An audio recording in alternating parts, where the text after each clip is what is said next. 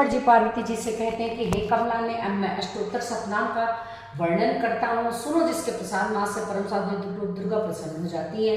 ओम सती, ओम साध्वी, ओम पीता, ओम भवानी, ओम भवानी, ओम भवानी, आर्या दुर्गा, आर्या त्रिनेत्रा, शूलधारणी, पिनाकधारणी, चित्ता, चंद्रघंटा, महातपा, मनहम, बुद्धि, अहंकाराम, चित्रूपाम, चित्ताम, चित्तीम, सर्वंतम, सत्ताम, सत्यानंद रूपिणी, ओम अनंता, ओम भावनी, ओम भाव्या, ओम भव्या, ओम अभव्याम, सदागति, देवमाता, चिंता, रत्नप्रिया, सर्वविद्या, दक्षकन्या, दक्षिणाशिनी, अपर्णा, अनेकवर्णा, पाटला, पाटलावती, पटाम्बर परिधाना, तन्मंजी, रंजनी, अमे विक्रमा, क्रूरा, सुंदरी, सुंदरी, वन दुर्गा, मातंगी, पुस्ता, ब्राह्मी, महेश्वरी, ऐन्द्री, कौमारी, वैष्णवी, चामुंडा, वाराही, लक्ष्मी, पुरुषाकृति, विमला, उत्कर्षणी, ज्ञान, क्रिया, नित्या, बुद्धा, बहुला, बहुप्रेमा, सर्वान्वान, सुनसुनी, महिषासुरमर्दिनी, मधुकटभंत्री, चंडमुंडविनाशिनी, सर्वासुरविनाशा, सर्वदानुघातनी, सरसास्मी, सत्या, सर्वासधारणी, अनेकासधारणी, कुमारी, एक कन्या, कैशोरी, युति, यति, प्रौढ़ा, बदमाता, बलप्रदा, महोदरी, मुक्तेशी, घोरूपा, महाबला, अग्निज्वाला, रौद्रमुखी, कालाती, तपस्विनी, नारायणी, भद्रकाली, विष्णुमाया, जलोदरी, शिवदूती, कराली, अनंता, परमेश्वरी, कात्यायनी, सावित्री, प्रतीक्षा, ब्रह्मवादिनी, देवी पार्वती, जो प्रतिदिन दुर्गा जी के अष्टोत्तर शतनाम का पाठ आरंभ करता है, उसके लिए तीनों लोकों में कुछ भी असाध्य नहीं है। धन दान पुत्र स्थिति है, स्त्री, हाथी, घोड़ा, धर्म, आयु, चार पुरुषार्थ, अंत सनातन मुक्ति को प्राप्त कर लेता है। कुमारी का पूजन और देवी से का ध्यान करके पराभक्त के साथ उनका पूजन करके अष्टोत्तर शतनाम का पाठ आरंभ करे। देवी जो ऐसा करता है उसे सबसे देवताओं से सिद्धि प्राप्त हो जाती है, राजा उसके दास हो जाते हैं और राजा को प्राप्त कर लेता है। गोरोचन, लाक्षा, कुमकुम, कपूर, घी, चीनी, मधु, इन वस्तुओं को एकत्र करके इसे विधि पूर्वक यंत्र लिखकर जो विधि के पूर्वक पुरुष सदा इस यंत्र को धारण करता है, शक्ति तुल्य जाता है। भगवती अमावस की आधी रात में जब चंदा सब दिशा में छत पर हो, समय स्तोत्र को लिखकर जो इसका पाठ करता है वो संपत्तिशाली हो जाता है। सर्वमंगल मांगल्ये शिवे सर्वार्थ साधिके शरण्ये त्र्यंबके गौरी नारायणी नमोस्तुते। अब मैं पंचम अध्याय को पढ़ूंगी। अथ पंचमोध्याय, देवताओं द्वारा देवी की स्तुति। चंडमुंड के मुख से अंबिका की प्रशंसा की रूप की प्रशंसा सुनकर शुंभ का उनके पास दूध भेजना और दूध का वापस निराश लौट जाना। पांचवें अध्याय उत्तम चरित्र है और महासरस्वती इसके देवता हैं। ओम इस उत्तम चरित्र के ऋषि रुद्र ऋषि हैं, महासरस्वती देवता हैं, अनुष्टुप छंद है, भीमा शक्ति है, भ्रामरी बीज है, सूर्य तत्व है और सामवेद स्वरूप है। सरस्वती की प्रसन्नता के लिए उत्तर चरित्र के पाठ में इसका विनोद किया जाता है। जो अपने कर कमलों में घंटा, शूल, हल, शंख, मूसल, चक्र, धनुष और बाण धारण करती हैं। शरद ऋतु के शोभा संपन्न चंद्रमा के समान जिनकी मनोहर कांति है, जो तीनों लोकों की आधारभूता और शुंभ आदि दैत्यों का नाश करने वाली है, तथा गौरी के शरीर से जिनका प्राकट्य हुआ है, उन महासरस्वती देवी का मैं निरंतर भजन करता हूँ। ऋषि कहते हैं, पूर्व काल में शुंभ और निशुंभ नामक असुरों ने अपने बल के घमंड में आकर सचीपति इंद्र के हाथ से तीनों लोगों का राज्य और यज्ञ भाग छीन लिया। वे ही दोनों सूर्य, चंद्रमा, कुबेर, यम और वरुण के अधिकार का भी उपयोग करने लगे। वायु और अग्नि का कार्य भी वे ही करने लगे। उन दोनों ने सब देवताओं को अपमानित, राजभ्रष्ट, पराजित तथा अधिकारहीन करके स्वर्ग से निकाल दिया। इन दोनों महान असुरों से तिरस्कृत देवताओं ने अपराजिता देवी का स्मरण किया और सोचा, जगदम्बा ने हम लोगों को वर दिया था कि आपत्ति काल में स्मरण करने पर भी मैं तुम्हारी सब आपत्तियों का सततकाल नाश कर दूंगी। यह विचार कर देवता गिरिराज हिमालय पर गए और वहां भगवती विष्णु माया की स्तुति करने लगे। देवता बोले, देवी को नमस्कार है, महादेवी शिवा को सर्वदा नमस्कार है, प्रकृति और रुद्रा को प्रणाम है। हम लोग नियम पूर्वक जगदम्बा को नमस्कार करते हैं, रुद्रा को नमस्कार है, नित्या, गौरी एवं धात्री को बारंबार नमस्कार है। ज्योत्सना मई चंद्र रूपिणी और सुख स्वरूपा देवी को सतत प्रणाम है। शरणागतों का कल्याण करने वाली बुद्धि एवं सिद्धि रूपा देवी को हम बारंबार नमस्कार करते हैं। नैऋति राजाओं की लक्ष्मी तथा सर्वाणी स्वरूपा आप जगदम्बा को बार बार नमस्कार है। दुर्गपारा दुर्गम संकट से उतारने वाली सारा सबकी सारभूता सर्वकारिणी ख्याति कृष्णा दुम्बा देवी को सर्वदा नमस्कार है। अत्यंत सौम्य तथा अत्यंत रूपा देवी को हम नमस्कार करते हैं, उन्हें हमारा बारंबार प्रणाम है। जगत की आधारभूता कृत देवी को बारंबार नमस्कार है। जो देवी सब प्राणियों में विष्णु माया के नाम से कही जाती है उनको नमस्कार, उनको नमस्कार। उनको जो देवी सब प्राणियों में चेतना कही जाती है उनको नमस्कार, उनको नमस्कार, उनको बारंबार नमस्कार है। जो देवी सब प्राणियों में बुद्धि रूप से स्थित है उनको नमस्कार, उनको नमस्कार, उनको बारंबार नमस्कार है। जो देवी सब प्राणियों में निद्रा रूप से स्थित है उनको नमस्कार, उनको नमस्कार, उनको बारंबार नमस्कार है। जो देवी सब प्राणियों में क्षुधा रूप में स्थित है उनको नमस्कार, उनको नमस्कार, उनको बारंबार नमस्कार है। जो देवी सब प्राणियों में छाया रूप से स्थित है उनको नमस्कार, उनको नमस्कार, उनको बारंबार नमस्कार है। जो देवी सब प्राणियों में शांति रूप से स्थित है उनको नमस्कार, उनको नमस्कार, उनको बारंबार नमस्कार है। जो देवी सब प्राणियों में तृष्णा रूप से स्थित है उनको नमस्कार, उनको नमस्कार, उनको बारंबार नमस्कार है। जो देवी सब प्राणियों में शांति रूप से स्थित है उनको नमस्कार, उनको नमस्कार, उनको बारंबार नमस्कार है। जो देवी सब प्राणियों में जाति रूप से स्थित है उनको नमस्कार, उनको नमस्कार, उनको बारंबार नमस्कार है। जो देवी सब प्राणियों में लज्जा रूप से स्थित है उनको नमस्कार, उनको नमस्कार, उनको बारंबार नमस्कार है। जो देवी सब प्राणियों में कांति रूप से स्थित है उनको नमस्कार, उनको नमस्कार, उनको बारंबार नमस्कार। जो देवी सब प्राणियों में श्रद्धा रूप से स्थित है उनको नमस्कार, उनको नमस्कार, उनको बारंबार नमस्कार है। जो देवी सब प्राणियों में कांति रूप से स्थित है उनको नमस्कार, उनको नमस्कार, उनको बारंबार नमस्कार है। जो देवी सब प्राणियों में लक्ष्मी रूप से स्थित है उनको नमस्कार, उनको नमस्कार, उनको बारंबार नमस्कार है। जो देवी सब प्राणियों में वृत्ति रूप से स्थित है उनको नमस्कार, उनको नमस्कार, उनको बारंबार नमस्कार है। जो देवी सब प्राणियों में स्मृति रूप से स्थित है उनको नमस्कार, उनको नमस्कार, उनको बारंबार नमस्कार है। जो देवी सब प्राणियों में दया रूप से स्थित है उनको नमस्कार, उनको नमस्कार, उनको बारंबार नमस्कार है। जो देवी सब प्राणियों में तुष्टि रूप से स्थित है उनको नमस्कार, उनको नमस्कार, उनको बारंबार नमस्कार है। जो देवी सब प्राणियों में माता रूप से स्थित है उनको नमस्कार, उनको नमस्कार, उनको बारंबार नमस्कार है। जो देवी सब प्राणियों में भ्रांति रूप से स्थित है उनको नमस्कार, उनको नमस्कार, उनको बारंबार नमस्कार है। जो जीवों के इंद्रिय वर्ग की अधिष्ठात्री देवी एवं सब प्राणियों में सदा व्याप्त रहने वाली हैं उन व्याप्ति देवी को बारंबार नमस्कार है। जो देवी चैतन्य रूप से इस संपूर्ण जगत को व्याप्त करके स्थित हैं उनको नमस्कार, उनको नमस्कार, उनको बारंबार नमस्कार है। पूर्व काल में अपने अभीष्ट की प्राप्ति होने से देवताओं ने जिनकी स्तुति की तथा देवराज इंद्र ने बहुत दिनों तक जिनका सेवन किया वह कल्याण की साधन भूता ईश्वरी हमारा कल्याण और मंगल करे तथा सारी आपत्तियों का नाश कर डालें। उद्दंड दैत्यों से सताए हुए हम सभी देवता जिन परमेश्वरी को उस समय नमस्कार करते हैं तथा जो भक्ति से विनम्र पुरुषों द्वारा स्मरण की जाने पर तत्काल संपूर्ण विपत्तियों का नाश कर देती है वे जगदम्बा हमारा संकट दूर करे। ऋषि कहते हैं कि राजन इस प्रकार जब देवता स्तुति कर रहे थे उस समय पार्वती देवी गंगा जी के जल में स्नान करने के लिए वहां आई। उन सुंदर भावों वाली भगवती ने देवताओं से पूछा आप लोग वहां किसकी स्तुति करते हैं। तब उन्हीं के शरीर को उससे प्रकट हुई शिवादेवी बोली शुंभ दैत्य से तिरस्कृत और युद्ध में निशुंभ से पराजित हो यहाँ एकत्रित हुए ये समस्त देवता ये मेरी ही स्तुति कर रहे हैं। पार्वती जी के शरीर कोश से अंबिका का प्रादुर्भाव हुआ था इसीलिए वे समस्त लोकों में कौशिकी कही जाती है। कौशिकी के प्रकट होने के बाद पार्वती देवी का शरीर काले रंग का हो गया था अतः वे हिमालय पर रहने वाली कालिका देवी के नाम से विख्यात हुई। तदंतर शुंभ के भ्रत्य चंडमुंड वहां आए और उन्होंने परम मनोहर रूप धारण करने वाली अंबिका देवी को देखा।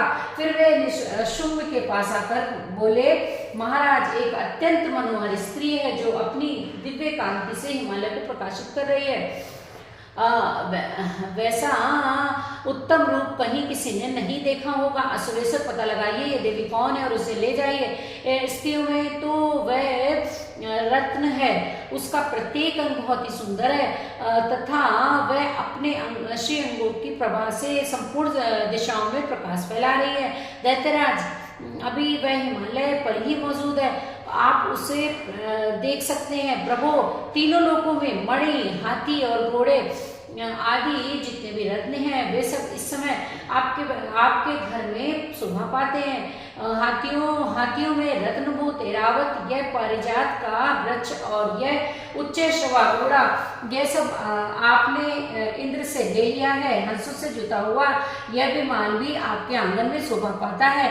यह रत्नभूत उद्दत विमान जो पहले ब्रह्मा जी के पास था, अब आपके यहाँ लाया गया है। यह महापद्य नामक निधि आप कुबेर से छीन लाए हैं। समुद्र ने भी आपको किंजलकिनी नाम की माला भेंट की है, तो जो केसरों से सुशोभित है और जिसके कमल कभी कुमलाते नहीं है। स्वर्ण की वर्षा करने वाला वरुण का चित्र भी आपके घर में शोभा देता है, शोभा पाता है। तथा यह श्रेष्ठ रथ जो पहले प्रजापति के अधिकार में था, अब आपके पास मौजूद है। देवेश्वर, मृत्यु की उत्क्रांतिदा नाम वाली शक्ति भी आपने छीन ली है। तथा वरुण का पास और समुद्र में होने वाले सब प्रकार के रत्न आपके भाई निशुम्भ के अधिकार में है। अग्नि ने स्वतः शुद्ध किए हुए 2 वस्त्र आपकी सेवा में अर्पित किए हैं। दैत्यराज, इस प्रकार सभी रत्न आपने एकत्र कर लिए हैं। फिर जो यह स्त्री रत्न रूप कल्याणमय देवी है, इसे आप क्यों नहीं अपने अधिकार में कर लेते। ऋषि कहते हैं कि चंडमुंड का यह वचन सुनकर शुंभ ने महादत्त सुग्रीव को दूत बनाकर देवी के पास भेजा। कहा, तुम मेरी आज्ञा से आप उसके सामने ये कहना और ऐसा उपाय करना कि जिससे प्रसन्न होकर वह शीघ्र ही यहाँ आ जाए।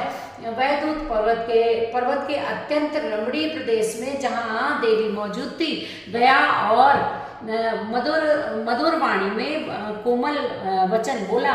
दूत बोला, देवी, दैत्यराज शुंभ उस समय तीनों लोकों के परमेश्वर हैं। मैं उन्हीं का भेजा हुआ दूत हूँ और यहाँ तुम्हारे ही पास आया हूँ। उनकी आज्ञा सदा सब देवता एक स्वर से मानते हैं, कोई उसका उल्लंघन नहीं कर सकता। वे संपूर्ण देवताओं को परास्त कर चुके हैं। उन्होंने तुम्हारे लिए जो संदेश दिया है उसे सुनो। संपूर्ण त्रिलोकी मेरे अधिकार में है। देवता भी मेरी आज्ञा के अधीन चलते हैं। संपूर्ण यज्ञों के भागों को मैं ही पृथक पृथक भोगता हूँ। तीनों लोकों में जितने श्रेष्ठ रत्न हैं वे सब मेरे अधिकार में है। देवराज इंद्र का वाहन ऐरावत जो हाथियों में रत्न के समान है, मैंने छीन लिया है। क्षीर सागर का मंथन करने से जो अश्वरत्न उच्चैश्रवा प्रकट हुआ था, उसे देवताओं ने मेरे पैरों पर पड़कर समर्पित किया है।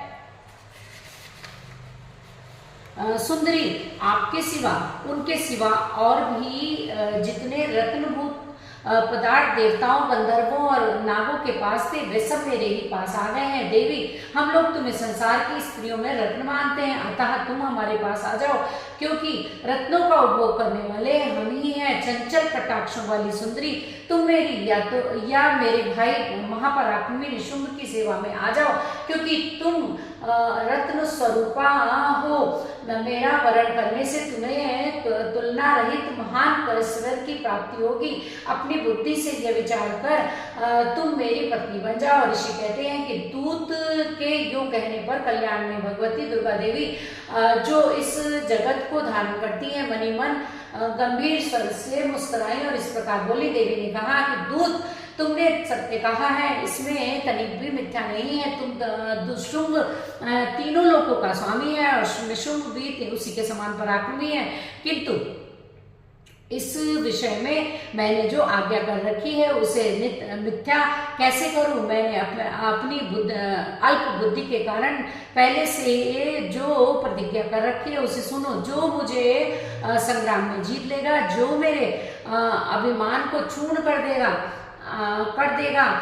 तथा संसार में जो मेरे समान बलवान होगा वही मेरा स्वामी होगा। इसलिए शुंभ और महादैत्य निशुंभ स्वयं ही यहाँ पधारे और मुझे जीतकर शीघ्र ही मेरा पाणी ग्रहण कर ले, इसमें विलंब की क्या आवश्यकता है। दूत बोला, देवी तुम घमंड में भरी हो, मेरे सामने ऐसी बातें ना करो। तीनों लोगों में कौन ऐसा पुरुष है जो शुंभ के सामने खड़ा हो सके। देवी, उन दैत्यों के सामने भी सारे देवता युद्ध में नहीं ठहर सकते, फिर तुम अकेली स्त्री होकर कैसे ठहर सकती हो? जिन शुंभ आदि दैत्यों के सामने इंद्र आदि सब देवता भी युद्ध में खड़े नहीं हुए, उनके सामने तुम स्त्री होकर कैसे जाओगी? इसलिए तुम मेरे ही कहने से शुंभ निशुंभ के पास चली जाओ, ऐसा करने से तुम्हारे गौरव की रक्षा होगी, अन्यथा जब वे केस पकड़कर घसीटेंगे तब तुम्हें अपनी प्रतिष्ठा खोकर जाना पड़ेगा। देवी ने कहा, तुम्हारा कहना ठीक है, शुंभ बलवान है और निशुंभ भी बड़े पराक्रमी है, किंतु क्या करूं, मैंने पहले बिना सोचे समझे प्रतिज्ञा कर ली है, अतः अब तुम जाओ, मैंने तुमसे जो कहा है वह सब दैत्यराज से आदर पूर्वक कहना, फिर वे जो उचित जान पड़े करें। इस प्रकार श्री मार्कंडेय पुराण में सारणी मनवंतर कथा के अंतर्गत देवी महात्म्य में देवी दूत संवाद नामक 5वां अध्याय पूरा हुआ। बताया था कि 5 से 13 तक देवी का एक ही रूप है, 5 से 13 अध्याय तक, और ये है माता सरस्वती का रूप। 5वें अध्याय में 129 श्लोक हैं और 6ठे में 24 श्लोक हैं और 7वें में 27 हैं,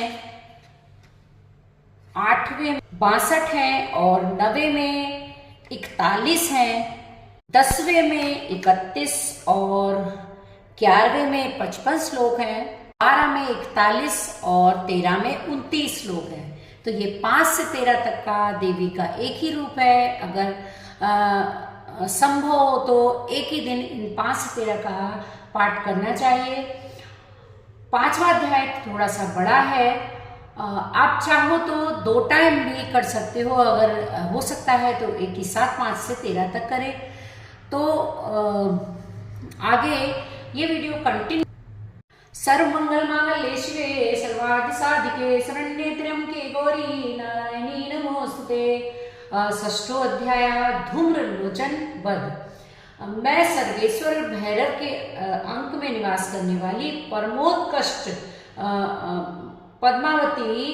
पद्मावती देवी का स्तवन करता हूँ। वे नागराज के आसन पर बैठी हैं, नागों के फड़ों में सुशोभित होने वाली मणियों की विशाल माला में उनकी देह लता उद्भासित हो रही है। सूर्य के समान उनका तेज है, 3 नेत्र उनकी शोभा बढ़ा रहे हैं। वे हाथों में माला, कुंभ, कपाल और कमल लिए हुए हैं तथा उनके मस्तक में अर्धचंद्र सुशोभित हो रहा है। ऋषि कहते हैं, देवी ये कथन सुनकर दूत को बड़ा अमर्ष हुआ और उसने दैत्यराज के पास जाकर सब समाचार विस्तार पूर्वक कह सुनाया। दूत के इस वचन को सुनकर दैत्यराज कुपित हो उठा और दैत्य सेनापति धूम्रलोचन से बोला, धूम्रलोचन तुम शीघ्र अपनी सेना साथ लेकर जाओ और उस दुष्टा के केश पकड़कर घसीटते हुए उसे बलपूर्वक यहाँ ले आओ।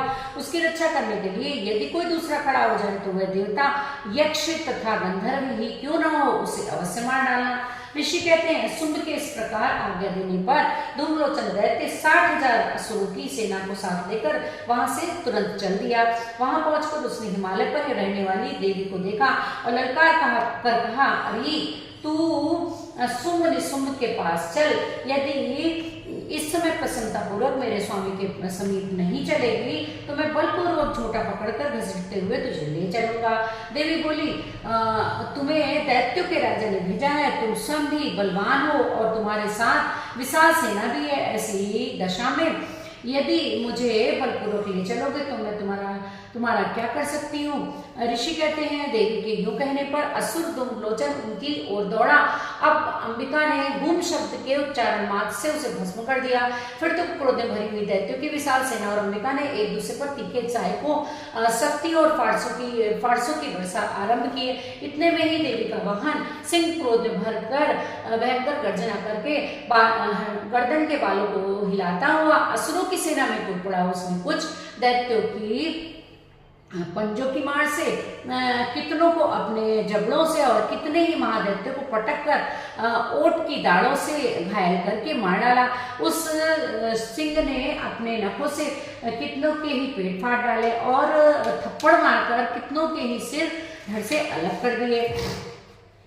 कितनी की भुजाएं और मस्तक काट डाले तथा अपनी गर्दन के बाल हिलाते हुए उसने दूसरे दैत्यों के पेट फाड़कर उनका रक्त चूस लिया।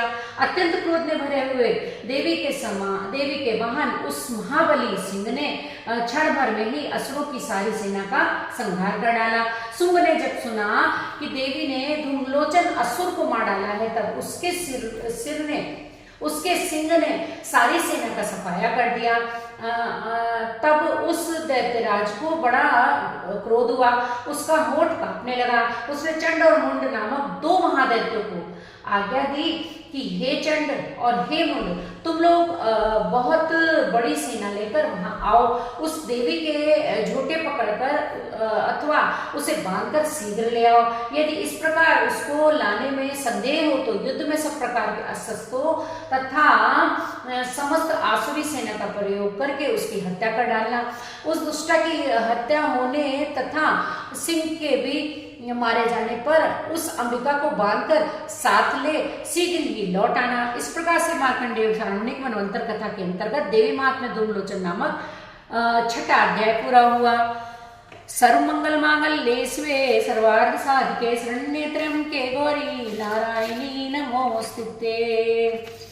7वां अध्याय चंड मुंड का वध। मैं मातंगी देवी का ध्यान करता हूँ। वे रत्नमय सिंहासन पर बैठकर पढ़ते हुए तोते का मधुर शब्द सुन रही हैं। उनके शरीर का वर्ण श्याम है।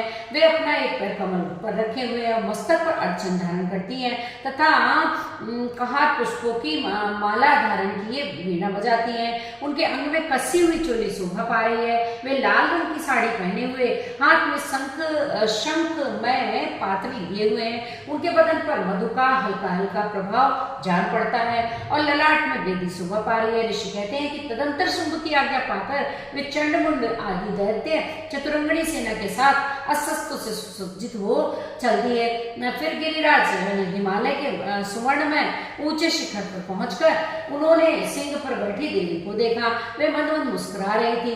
उसे देखकर दैत्य लोग तत्परता से पकड़ने का उद्योग करने लगे। किसी ने धनुष तान दिया, किसी ने तलवार संभाली और कुछ लोग देवी के पास आकर खड़े हो गए। अब अंबिका ने उन शत्रुओं के प्रति बड़ा क्रोध किया। उस समय क्रोध के कारण उनका मुख काला पड़ गया, ललाट में भौएं टेढ़ी हो गई और वहां से तुरंत विकराल रूप काली प्रकट हुई, जो तलवार और पाश लिए हुए थी। वे विचित्र खटवांग धारण किए और चीते के चर्म की साड़ी पहने नरमुंडों की माला से सुशोभित थी। उनके शरीर का मांस सूख गया था, केवल हड्डियों का ढांचा रह गया था, जिससे वे अत्यंत भयंकर जान पड़ती थी। उनका मुख बहुत विशाल था।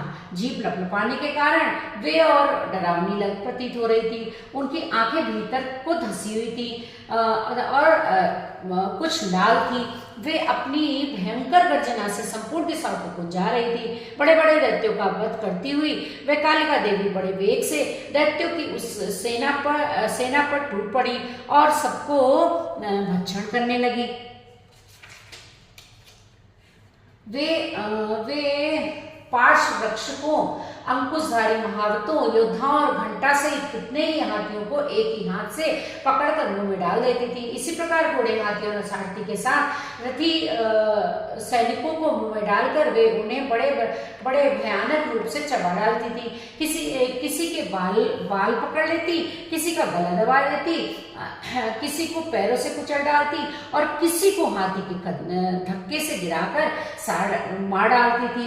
वे असुरों के छोड़े हुए बड़े बड़े अस्त्र मुंह से पकड़ लेती थी और रोष में भरकर उनको दांतों से पीस डालती थी। काली ने बलवान एवं दुरात्मा दैत्यों की ये सारी सेना रौंद डाली, खा डाली और कितनों को मार भगाया। कोई तलवार के घाट उतारे गए और कोई खंगवार से फूटे गए। कितने ही असुर दांतों के अग्रभाग से कुचल जाने पर मृत्यु को प्राप्त हो गए। इस प्रकार देवी ने असुरों की उस सारी सेना को क्षण भर में मार दिया।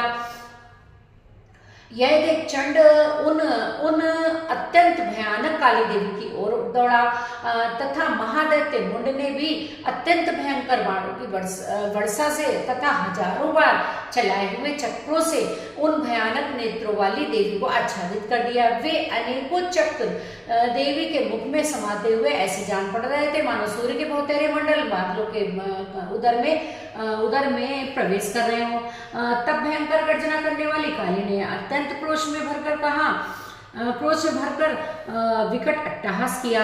उस समय उनके विकराल बदन के भीतर कठिनता से देखे जा सकने वाले दांतों की प्रभा से वे अत्यंत उज्जवल दिखाई देती थी।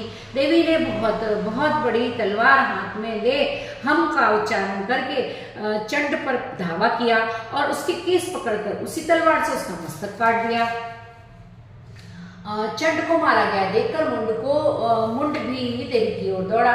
तब देवी ने रोष में भरकर उसे भी तलवार से घायल करके धरती पर सुला दिया। महापराक्रमी चंड और मुंड को मारा हुआ देखकर मरने से बची हुई बाकी सेना भय से व्याकुल हो गई और भाग गई। तदंतर काली ने चंड और मुंड का मस्तक हाथ में ले चंडिका के पास जाकर प्रचंड अट्टहास करते हुए कहा, देवी मैंने चंड और मुंड नामक इन दो महासुरों को तुम्हें भेंट कर दिया है। अतः अब युद्ध यज्ञ में तुम शुंभ और निशुंभ का स्वयं ही वध करना। ऋषि कहते हैं वहां लाए हुए उन चंडमुंड नामक महादैत्यों को देखकर कल्याणमयी चंडी ने काली से मधुर वाणी में कहा, देवी तुम चंड और मुंड को लेकर मेरे पास आई हो, इसलिए संसार में चामुंडा के नाम से तुम्हारी ख्याति होगी। इस प्रकार से मार्कंडेय पुराण में मनवंतर कथा के अंतर्गत देवी महात्म्य में चंडमुंड वध नामक 7वां अध्याय पूरा हुआ। सर्व मंगल मांगल्ये शिवे सर्वा सबके शरण्ये त्र्यंबके गौरी नारायणी नमोस्तुते सर्वबाधा प्रसन्नम त्रैलोक्य शक्लेश्वरी एवं कार्याम अस्मद्वैरी विनाशनम।